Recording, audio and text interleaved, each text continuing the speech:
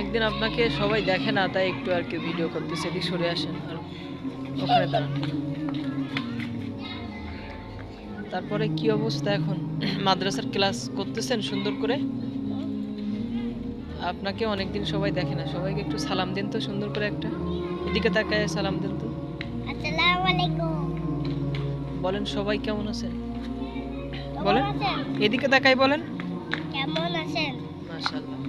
তারপরে পড়াশোনা করতেছেন সুন্দর করে? টুপি ঠিক করেন, মাথার টুপিটা ঠিক করেন, টুপিটা। মাশাআল্লাহ। তাই এখন কি করতেছেন আপনি? খেলা করতেছি। হ্যাঁ, খেলা করতেছি। খেলা করতেছেন? দুষ্টামি করতেছেন নাকি?